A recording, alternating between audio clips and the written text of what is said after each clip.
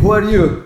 It's the first English podcast that we do. That's very nice. And actually, I'm surprised that I'm the only one English-speaking candidate who registered for your party. Yeah. So my name is Kirill. I've been living in Cyprus. Your name is? Kirillos.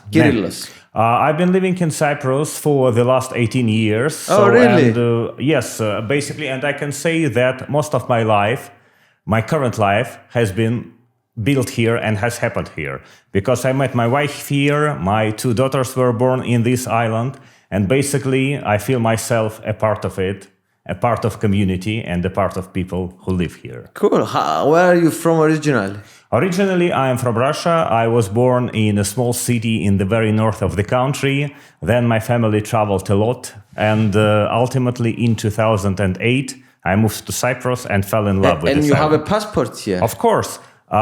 Basically, after living in Cyprus for about 10 years, I applied for naturalization, and here I am, a Cypriot. Cool. So how so you decided to run for the part of direct democracy as a candidate to become Yes, basically because the idea itself of direct democracy is very appealing to me. Because the issue of the traditional democracy is twofold. First of all, it leads to creation of a class of professional politics. And the issue with them is that professional politics are more concerned about staying in power and staying basically in their profession because they're professionals. And another issue is that if you have dedicated your life to politics, obviously you don't have too much experience in business. You don't have too much experience in other areas. You don't have enough experience of the real world. Exactly. So, and that's why I really like the idea that people with different backgrounds, some of them born Cypriots, some of them are those who chose Cyprus, can participate in politics and make decisions that will affect life of all of us. Okay, so you love the idea. Yes, I love the idea, and I really want to see how it will work, because before joining, I spoke with a lot of my friends about FIDES, about Άμεση Δημοκρατία, and most of them said, okay, it's interesting, we will wait and see. Yes, and I decided, rather than wait and see, it's better, yes, to go and try. Okay, so I have a question about, do you think because of the language, do you think Cypriots, because you're asking the vote for Cypriots, so do you think they will be accepted? You are to have someone that does speak fluent the Greek language and the Cypriot dialect? This of course is one of the concerns, but you have a lot of Russians. Well, not only Russians. So we have a lot of people from Ukraine. We have a lot of people from Belarus, from different countries, from England. They have a visa here and they can... Yes, basically. And I think that all of them have the right to be represented. I agree. This is one thing. Well, and secondly, I think that it's not only the language that makes us who you are. It's our experience, our ideas, and basically our views. And I think this is always good to listen to I'm a lot not of saying it in a negative way, but a lot of people will think that. So I'm here to ask the hard questions. Exactly. I understand, but I think that we should speak different languages and we should discuss our ideas in any means possible. Yeah. So you don't think a language barrier should be a problem for... I don't think it should be a problem, yes. So you started campaigning? Yes. So you are asking for people to register in the app, to vote for you and all this stuff. Yes, of course. Remind me your name again? Kirillos, and the surname? Shein.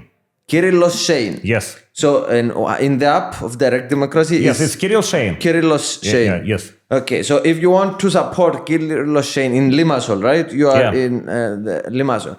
You can download the app, and 5 to 7 of March, you can vote for him. In Limassol, you have 3 votes. You register, but the direct democracy is only Greek, right? Yes, the app is in Greek, but... I'm sorry about this. It will improve in the future.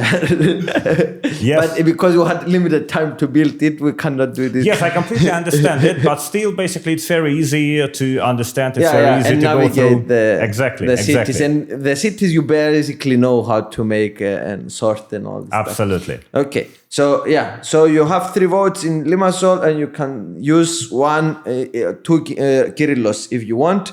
Or you can vote one time, you can vote 3 people, you decide. So tell me, what are your political imagination? Like, what do you want to change in this island? What is kind of your philosophy about this stuff in a way? Well, basically, all of my working experience has been around building governance, building systems. So I'm a corporate lawyer by education. And I think that not only Cyprus, but many political systems lack is transparency and accountability. And basically, I think that if we can build, also with the help of the direct democracy at Agorà and with the help of other technical solutions that are becoming available now with the development of IT infrastructure. So if we can build a structure that would be very straight, very easy to understand and very transparent in what decisions are made, how they are followed, and what are consequences for not abiding to the laws, life will be much better for everybody. So this is kind of it's kind of your main priority, to build the infrastructure and accountability what are some other things that you want to do? Or this is your priority? I would say that this is my priority because if we have a very nicely working mechanism, then on top of this infrastructure, we can actually... And can you explain for a dummy what you mean by this infrastructure and all this stuff, that in most simple terms for people to understand? Well, basically, yes. So first of all the laws should be written very clearly, very easy in the way that is very easy to understand. This is first one. Second thing, the government should make sure that all the laws are properly followed by every person, without exceptions. And basically, that's it. So if we establish this baseline, then every law that will be made, provided, of course, that it is reasonable and straight, will be followed, and the government as a whole will work much more efficiently. And in Cyprus, we lost this. Because people don't, when they break the rules, they don't feel that they will get caught. Well, basically... most of the times. Yes, sometimes this is the problem, because I know that there is a very big issue with collecting fines, yes? You can go to the streets of Limassol to see all the parking and all the traffic rules being broken, and it seems like nobody really cares.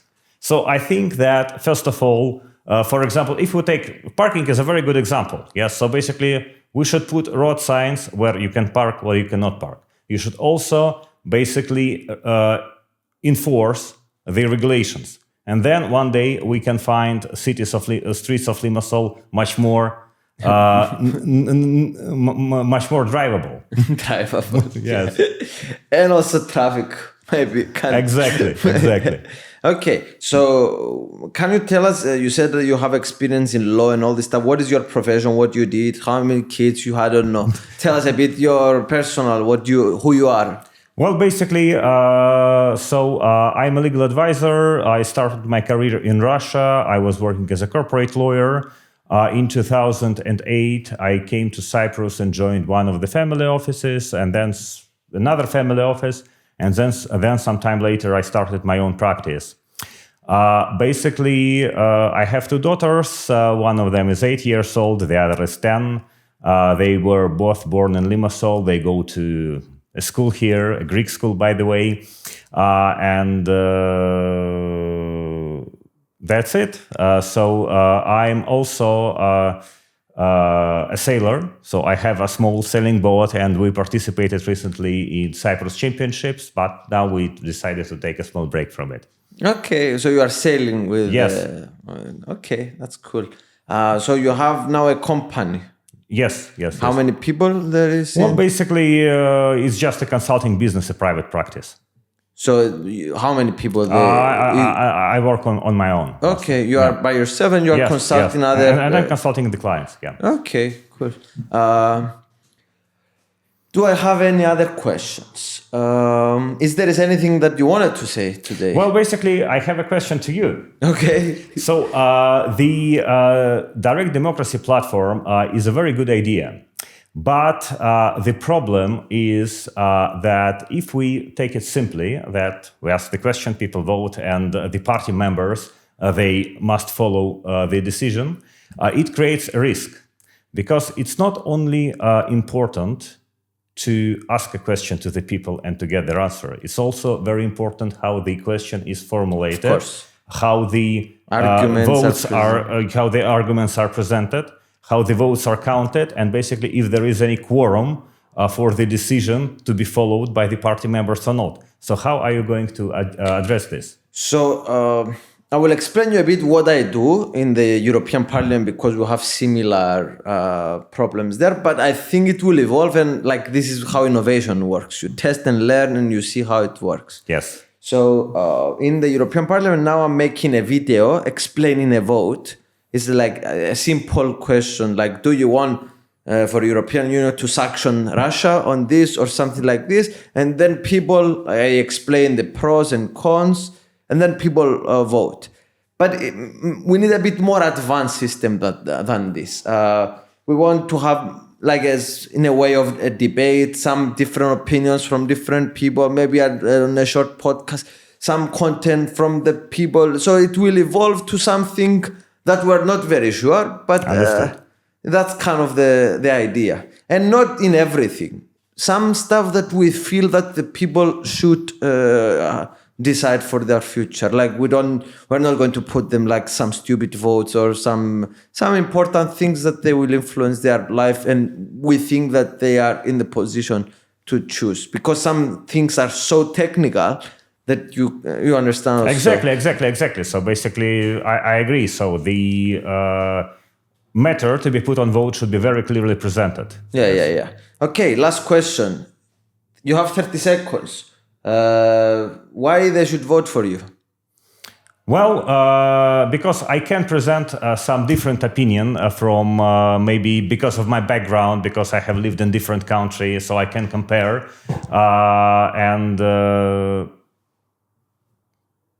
Because if some people feel that they should vote for me, they should vote for me. That's very simple. Okay. Thank you so much. Thank you. Nice to meet you. Nice to meet you.